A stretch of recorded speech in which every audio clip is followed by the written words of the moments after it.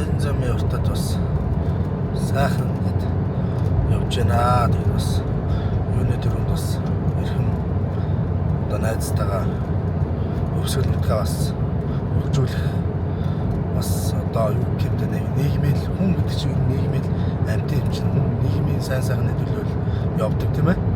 Тийм ч учраас бас ингээд бидний үзэл бодол одоо бол хүний төлөө явж байгаа. Тийм ч учраас бид тэр өнөөдөр ингээд намын хуралд оролцлоо. Намын дарга цаашд одоо бодлого тий мөрөөдөл багийн ингээд бүрдүүлж өгöd буцаад явж байна.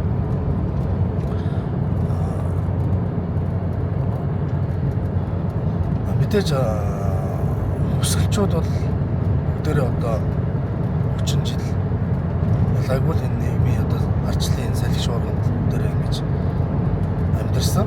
Одоо дээр ингэж арай өөр нэг системээр ер нь бол энэ нэг баруун зүүн гэдэг нэг хоёр гадны хөршүүд ингэж бодоод авахгүйгээр миний хувьд бол одоо яг энэ уламжлалаад ахсан энэ хөгжил одоо Чингис хааны архитектурын систем рүү ороод ер нь бол иргэдээ нэг юм сумын иргэдэг ч юм уу нэг архитектурын системд оруулаад ингээд нэг баг болгоод ажиллуулад үзүүл арай нэг мэдээлэл одоо бүх юм хүртээмжтэй байх юм болов гэж би бол бодож байна. Одоо тэр талаар таны бодол юу вэ?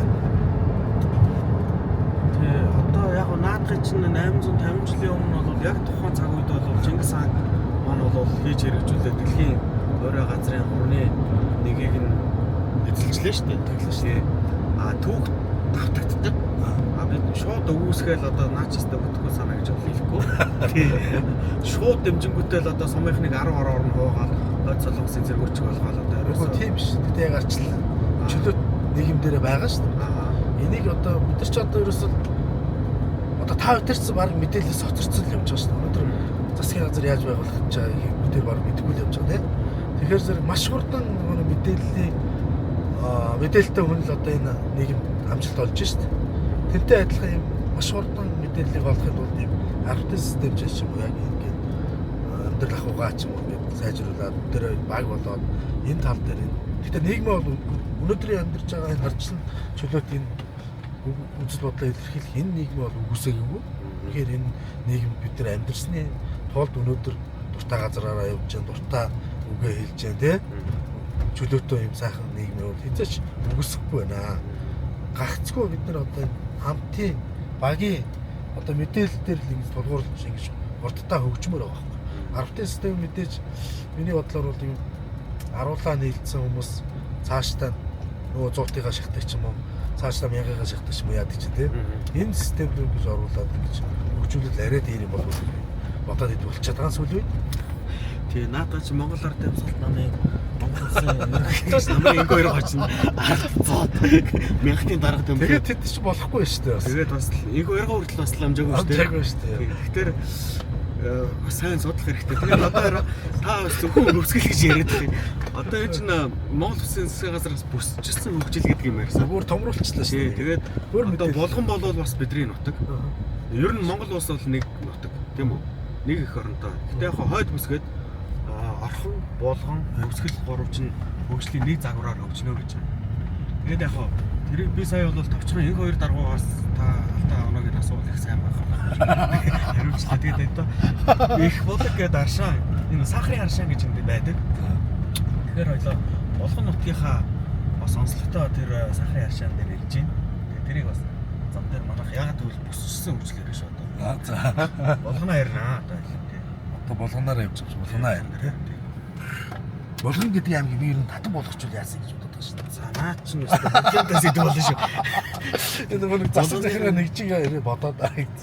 Гэтэ наадах чинь бог таан бас хийсэн байлээ шүү. Хийсэн байна. 5 гушуу гарыг Монголын ингээд дээрээс нь доош нь ингээд 5 уусаад 1911 бол эрдэнэ маг юу шүү. Тэр болгоны чинь сайн одоо сайн оюун хаан Сэцэн хаан аймаг гэдэг ингээд тийм тэгж гушуугаар явж байгаа байхгүй юу. Тэр одоо болгон аймаг дээр хэлээ хэдүүлээ энэ сахарын аршааныг би бас нэг ойлгоо гарч тайлбарлая. За тийм бидний ямар онцлог үүдээ. За тийм. Яа.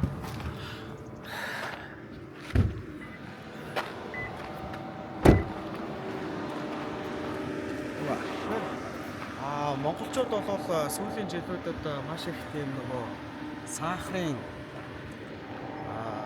өвчин гэх юм уу те сахарын бас юм асуудалтай нийтээрээ бас ингээд шилжилт хийгдэж байгаа. Тэгээд энэ бол бас Монголс эрүүл мэндийн салбарт бол боломж асуудал нэг. Тэгээд яг хөвсгөлөөс бурхан руу орох хэсгээр бол яг тэр хэсгээр бол хамгийн тийм сахарын одоо тэр үзүүлэлтүүдийг уусны дараа бол маш хурдан бууруулж чаддаг юм эдтэй шилжтэй тийм сахарын аршаан гэж бас юм аршаантай газар байна. Тэгээд эндээс бол бас маш олон хүмүүс аршааныг ингэж захиж авч уудаг, аршааныг ингэж үүсгдэг. Зун нь одоо тэр сахартай хүмүүс энд бол нийтээрээ бас ингэж хөгжиж нөгөө хамраад цөвлүүлээд тэгээд яг энэ эмнэлгийн эмчийн хяналтан дор энэ сахарынхаа одоо асуудлуудыг 3 жил одоо ингэж уугаад маш их буурсан сахарын эмээ хэрэглэхээ болсон гэдэг ч юм зарим хүмүүс ингэ таарж байдаг. Тэгээд сахар гэдэг бол маш аюултай өвчин. Хүн харахад эрүүл өмших мөртлөө цааталтаа ингээд эргэтэн системүүдийг тэмдэж чаддаг. Тэгэхээр ийм сайхан бас манай хойд бүсэд Булган аймагт маань бол сахарыг ингээд дэмжлдэг ийм сайхан машинтай газар бас байдгийн шүү. Тэгээд бас хоёрын өөр бусад бүс нутгоо төвийн бүсийнхэн, зүүн бүсийнхэн, баруун бүсийнхэн да хойд бүсийнхнаасаа зориулж хэлэхэд бол бас манай сахарын аршаан бол алтартаа шүү. Булганд маань зочлоороо, өсгөлд маань зочлоороо бас сахарын аршааны амралтанд хүрчиж бас өмчлөж, сөвлөөж бас ингэж өөрчлөлөөрэй гэж ингэж урьж байгаа.